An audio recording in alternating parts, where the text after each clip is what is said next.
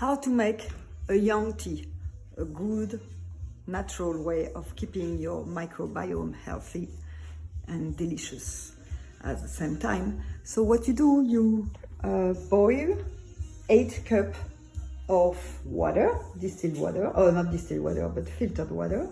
You put it on a container with a wide mouth to allow future fermentation. You add 3 tea bag of green tea of your choice, and you let it sit for a while until it's well imbibed. Once it's lukewarm, in order to allow the half a cup of honey to dissolve into the green tea, you add that then to that. And once your tea is cold, you add a SCOBY, which is a symbiotic culture of bacteria and yeast from previous Jung tea that I have made, and as well as half a cup again, but this time half a cup of the Jung tea that I reserved as well. So once the tea is cold, you add that SCOBY to the half cup of tea, and then you put it in. You remove the tea bag. By that time it's well imbibed.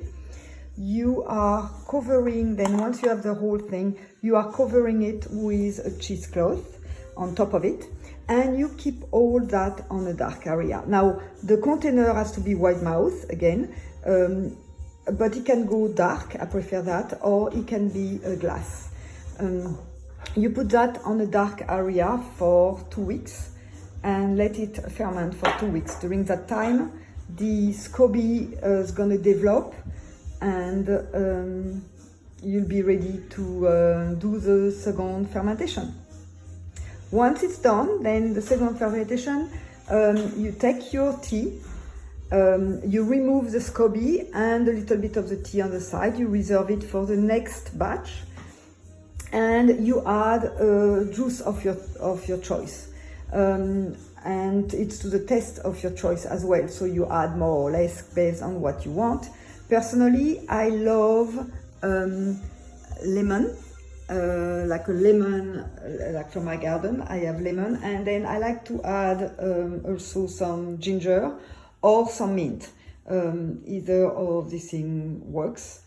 And then I'm going to put that juice with the Jung tea with a juice. I'm going to put it on a tight container that can be tightly closed, and I reserve that for 2 days. During these 2 days, you're going to have a fermentation. It's going to create some bubble, which shows that the fermentation is happening again. After 2 days, I can put it on the refrigerator and drink it at my convenience to keep my microbiome very healthy.